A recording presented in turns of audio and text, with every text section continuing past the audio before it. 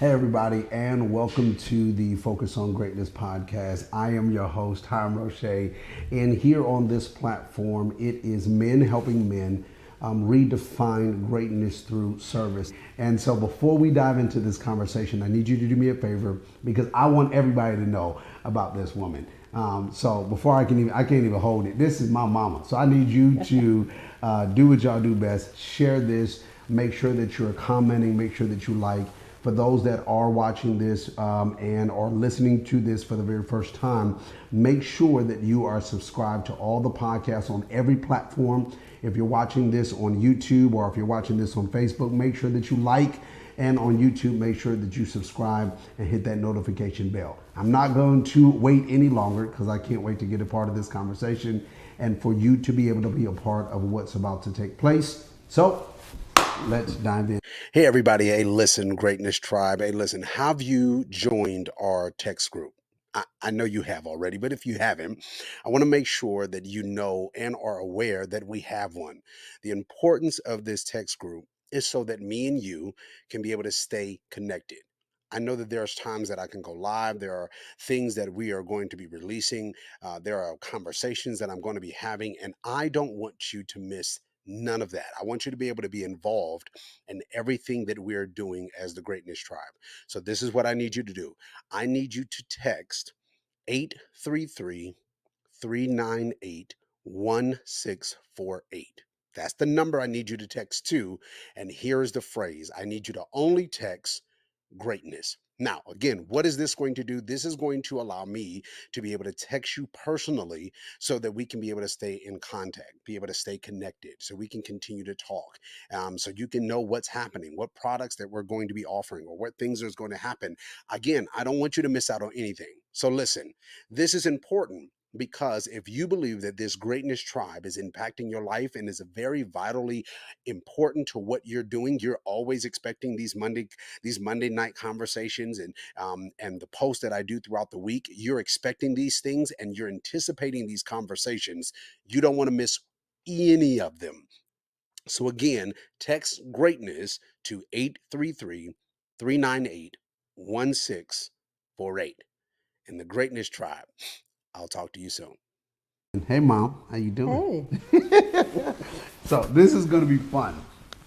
This is going to be fun. We're just having a great conversation. Okay. And basically what I want to do is this is called The Mother's Story. So I want to learn about my mom and kind of dive into your story. And I believe that your story will be able to help somebody out there, a mother that might be watching. But I know probably somebody is listening like, okay, why is he doing this on a men's channel? But I believe, as we acknowledge, I'm a mama's boy, and I love my mother very dearly. And so I just thought it was appropriate to have my mama on this channel. So we're just going to do what we do. Okay, let's do it. Let's do it. All right. So for the people that are watching for the very first time, don't know nothing about you, let them know, like, your beginning, where you born from and all of that, and then we'll dive some more. Okay. Well, I'm Cheryl Gary, born in Cleveland, Ohio. Got saved at the age of 10. Wow. Walked that young life in the Lord. Pentecostal Church of God in Christ services.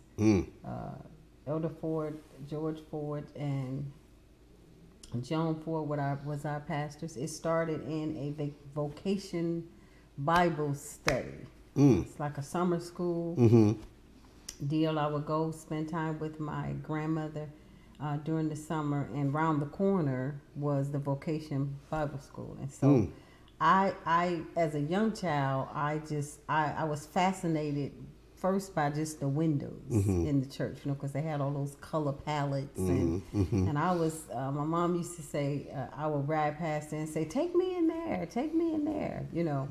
So I was always fascinated with the church. I didn't know, in hindsight, that I would fall in love with the Lord and live a life for the Lord, but I started early. I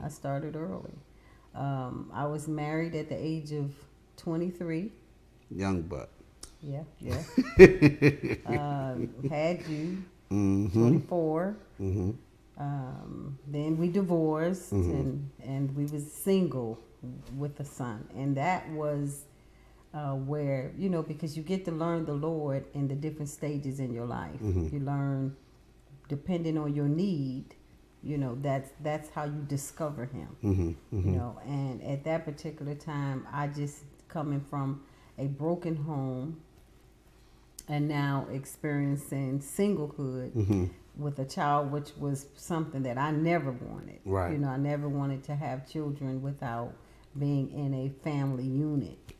And so when I was forced to be in that position, at that particular time, I had already developed my relationship with the Lord. So I just, you know, just learned him in another way. You know, he became my husband, you know, my provider, and, you know, and so the story goes on. So. Now, Mom, before you had me, and before y'all had me, what was your picture of what you wanted, or did you want to be a mom? What was that picture before you had me? I didn't. I didn't want to be a mom. I didn't even want to be married.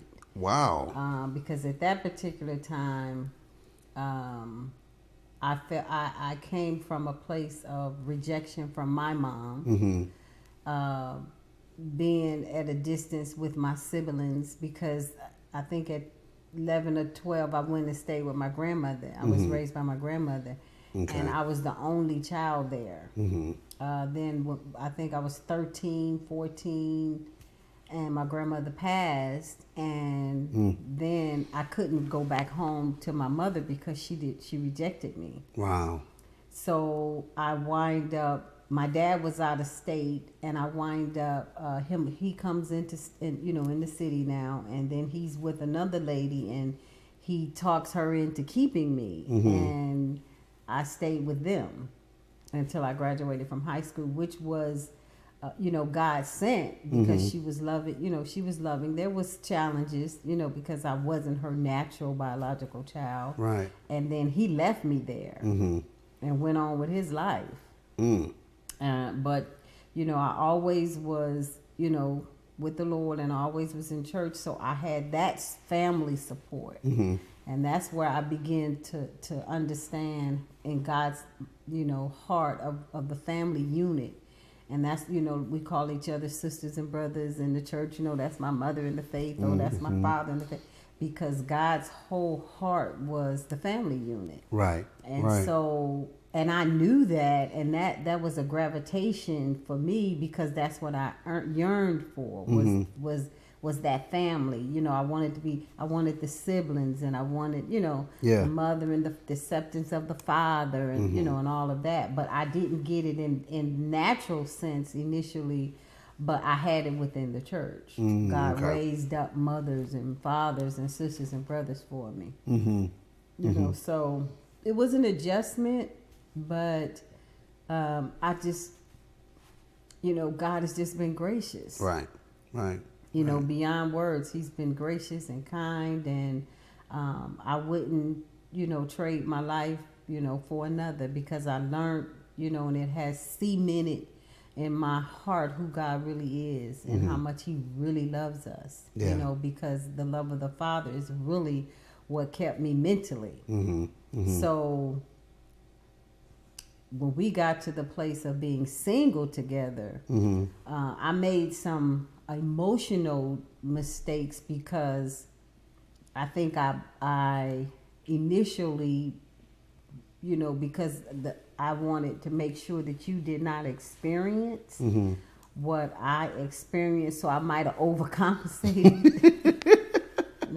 Overcompensated a little bit here and overcompensated a little bit there. Right. But then being stern at the same time, because I knew the reality of the world that we lived in. So that, it was just a time of balancing. Right. How do you balance all of this out, with the realities that life presents, and your realities of what you have gone through.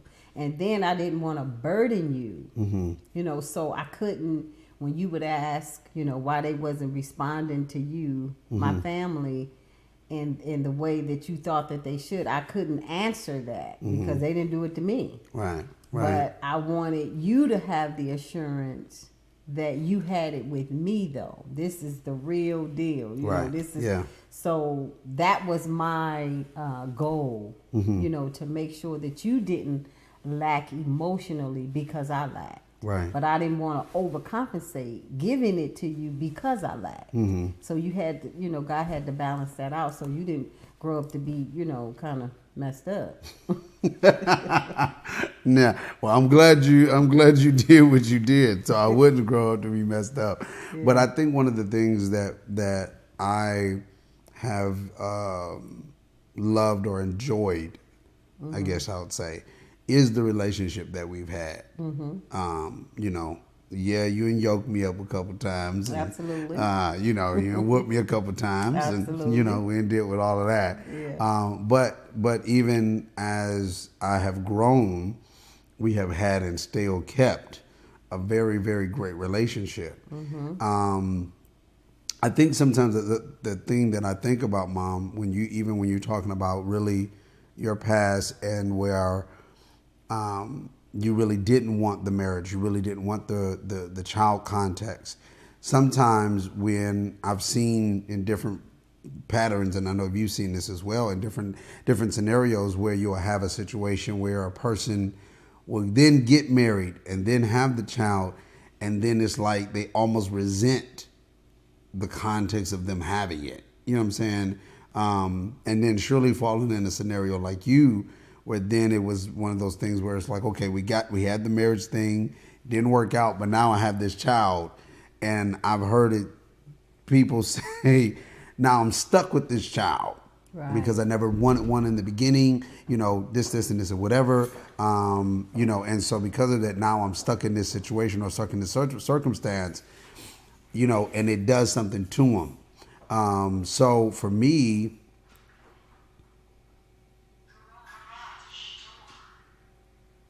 the question that I have is, how did you not go there? Like, how did you not mentally get to that place where it was like, see, this is why I didn't want it. This is why da. Well, I think because I started so young with learning the love of the Lord, that He really made the difference. That not only the pressure of reality didn't destroy me, but it was like I got all of this reality over here, and I'm young. I don't really know what to do with all of this. But then over here, I'm learning, young still, right, but learning about how God would keep you and how God would protect you, and how God would all of the things that God would do for you. And so I'm trying to spill this over. Okay, y'all told me He's love, so I need some, so I'm actually, as a young person, proving this thing. Right. Right. Proving it. Right. So I think in the process, not that I didn't make mistakes or bad choices or things like that, because I did. But I think in the process of the learning and the bad choices, the mistakes and all of that, that I had a revelation of who God was. And regardless of where I found myself, I really, for a very long time thought that's all I had was Him. Yeah. And it was like, I can't give Him up. Right. Because I will be in this great big old world all by myself. Nobody for me, nobody behind me, nobody with me. Right. And I wasn't giving God up. Yeah. So by the time I found myself in my 20s in a place that I never wanted to be, but the reality was I was there. Right. Yeah. I was there and you were real. Right. And what I realized with you is that I was all you had at that moment. Right. And so I couldn't, my survival was now twofold. Now not only do I want you to show who you are to me, I need you to show who you are to him. Mm-hmm. You know, and I promise I won't purposefully do what was done to me. Right. You know, because I never thought it was supposed to be the way it was. Mm-hmm. But that's all I knew. Right. Right. But I started getting a glimpse of a different picture. You know how sometimes in the neighborhood, you know, no matter how bad it is, you think that that's just how it is with everybody until you get out of the neighborhood. Right. So church was a way of escape. It took me out of the neighborhood where I saw, oh, you know, they kids still, you know, Right. Right. they acting like they really love them. You know, I Right. saw something different, and I was like, okay. So I get to do now. I get to really do what I said that I would do before I got to do it. That I wouldn't do what they did. Right. And now I get to do it.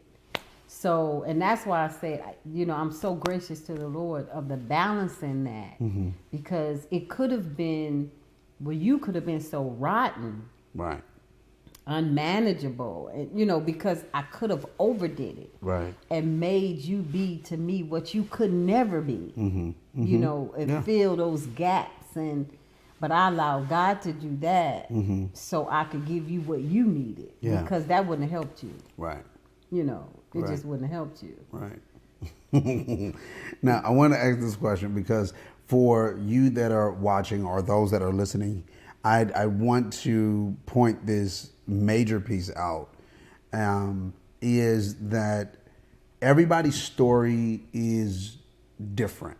Everybody's road of where we travel is all going to be different. But we all have an opportunity, and I'm glad you said that. We all have an opportunity to be able to see that it can be done differently. And when we see that, when we get that glimpse of what that is, we have the opportunity to make a choice. Absolutely. You can either choose to do it the way that you didn't like it to be done, or you can choose to be able to do it the way that you see it now and make that choice to be able to make that difference. Well, you know, and I know what you mean. Yeah, I'm not saying you didn't like it to be. No. I didn't take that like that. I know what you mean when you explain the choices. But depending on your emotional health, you know, is how you see your opportunities. Right. Or even the choices. Because sometimes the choices could be right before you. But you could be so messed up emotionally and mentally that you can't recognize that as being for your good. You know, and that's why where you see, you know, seem like people get into patterns, you know, not seasons, because seasons change, but cycles is that they just go over and over the same thing all the time. Where they just you know, seem like they can't get out of this cycle is because they can't recognize in their being emotionally whole. They can't recognize that what that is. And so that's what God does. He kind of clears the window, you know, where you can see, where he heals the wounds in the heart, you know, because some people go, you know, past situations and circumstances, just like all of the tragic things that I may have gone through that's in my past. If I didn't allow God to heal my heart, I could be still in my future, but living it from the past. Right. You know, and every decision that I make is influenced by the past. You know, you think you got away because you know time has passed. Right. But emotionally, you don't recognize how much you can leave behind. You know, because of the devastation, because of the brokenness, because of the hurt, and you know you'll come out saying, you know, I'll never let nobody hurt me like that again. Right. And going into something new. And this person that you're getting into, they don't know nothing about that. Right. But you still covered with that. You're still stained with that. Mm-hmm. Mm-hmm. You know, so I could not survive like that. Mm-hmm. You know, so I struggled, strived, purpose to be healthy emotionally, mentally, that I can present myself as a good mother. Mm-hmm. You know, I didn't want to be beating you based on, Right. you know, I thought about something and then, you know, I'm going to beat your behind, you know. Right, yeah. I didn't want you to get the reaction or the load of my experiences. Yeah. Because that was unfair. That would have been unfair for you. Yeah. You know, and you was creating your own stuff that I had to deal with, you know. Yeah, yes, yeah, it was. Absolutely. Yeah, it was for sure. Absolutely. You know, so, you know, that's why I'm so grateful for the love of the Lord. Right. You know, I really am. I can't stress that enough, that God really does make the difference. And I'm not trying to be, you know, a woo-woo or, you know, but the life that I live, I get to live it because he lives his life through me. Yeah. Really, you know, in the whole essence of it. So, and you now getting ready to be 39 this year, and so you know, we done lived a little bit together. Yeah, yeah. You know, we done seen some things, we have experienced some things, and but when it's all said and done, we know God is real. Right. You know, he is real. And he has manifested himself in our lives. And it's undeniable. Yeah. Yeah. You know. Yeah. Yeah. For those that are listening, those that are watching, I want to be able to do something in this conversation, because I think that this is going to be fun or funny, depending on how this is going to happen. I don't know how you're going to do this.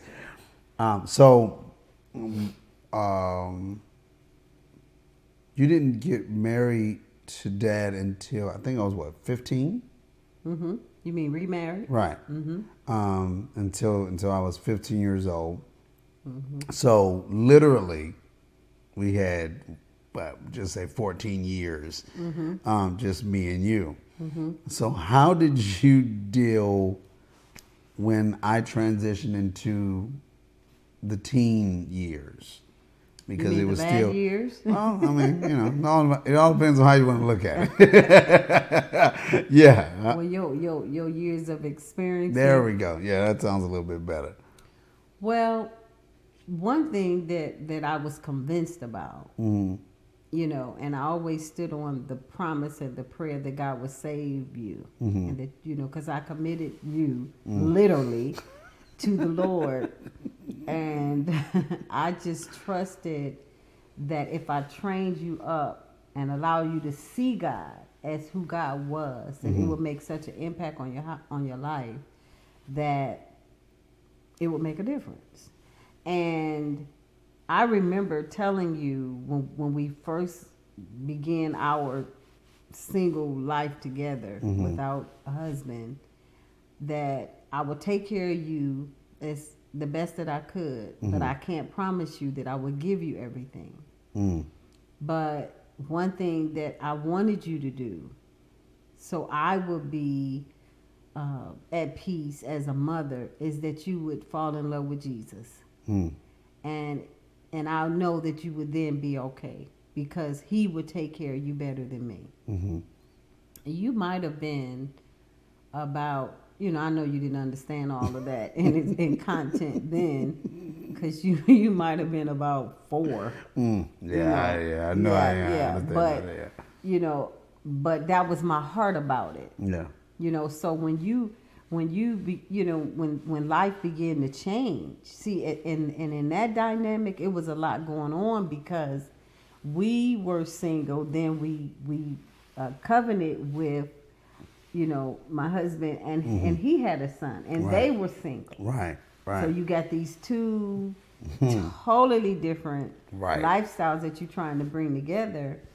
And I was protective because, you know, I was protective. I was the mother. I was protective over both of you all. You know, but it was it wasn't less protective of one or than the other, but it was different because I knew you in a different way. Right. And I didn't know John as much as I knew you, but I loved John just like I loved you, but I didn't know him in the same way because I didn't raise him. Right. So the convictions and the attributes and all that stuff was different. And so when you begin to like stretch out, you know, and at the same time we trying to blend as a family and get some surety there, I had to cast it on the Lord because some of that I wanted you to be out, right? You know, because of the dynamics of merging stuff together and how all of that was going. I was like, you know, just keep in contact with me. I need to just know where you are and be back at this time, you know. Right. And so I had to trust, you know, I had to just trust God because I could not be with you everywhere. And I knew you was doing some stuff, but I didn't know you was doing all the stuff you was doing until you start preaching and telling it. But, you know, I knew you was doing some stuff, you know, but once again, I just had to trust God. You know, I really did because in my makeup, my internal peace have to be at peace. You know. Yeah. And that's why I'm verbal, you know, in the sense of, you know, I say, you know, not being disrespectful in any means, but I have to, if something is on me, I got to talk about it. You know, if you've done something to me, I got to because I can't live with it. Right. And so where my aim always is, God, of course, that I do it right and that I say it right, but I can't live like that. Right. You know, I have to have that eternal peace, you know, that God gives us. And so that's just how he wired me. And I'm grateful because it keeps me in a place of peace with other people as well. Yeah. Now I did have to practice and learn and grow into not just getting it out, you know, just saying it. Because at first I was like, it just got to come out. You know, have it come out, it's out. Now you deal with it. So yes, ma'am. So yeah, those teenage years was something because but I remember the one right when it's getting time for graduation, and you was doing the most, and I was still trying to because memories and moments are like a picture that you will always have, no matter how it turned out, or even if it was intentional. You know, it's some things people do to you, or you do, or whatever. You say you sorry, but sorry sometimes just don't. It's not enough because I still hurt. You know, I still feel that. So I remember those moments when I was trying to be, you know, like make a memory for you, you know, even in the midst of the transition and the struggle, you know, I'm trying to say, okay, you getting ready to graduate from high school. This supposed to be a memory, you know, I want you to go to the prom. Now, I didn't go to my prom. I didn't go to my prom, you know, because life was so devastating and, you know, I didn't go to the prom. Wow. You know, so I wanted you to have the prom and, you know, I wanted you to, you know, I ain't necessarily want you to do all that other stuff that you got caught up in, but I definitely wanted you to have the prom, the picture, you know, rent the car, you know, and all of those things. And I remember, you know, how we had to do it, you know, just to create that moment. And I would tell you, you know, don't let nobody steal that. You know, just go enjoy yourself, you know, and then come on back home. Right.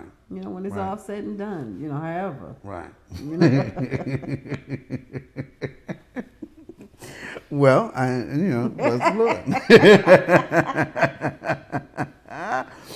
Well, this is one question I do want to ask because, again, majority of the people that I talk to are male.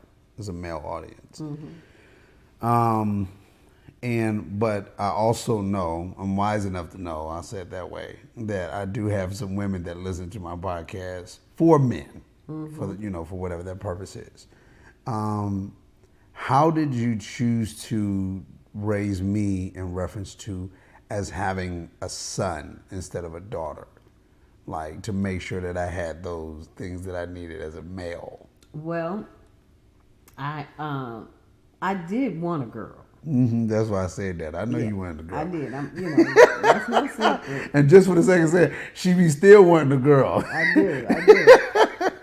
I did want a girl. And even when you got married, right? I was like, I got a girl. You right. know, I did want a girl, but of course, the reality was I had a boy, and I knew that I was a single mom, and I didn't want just the feminine influence, right?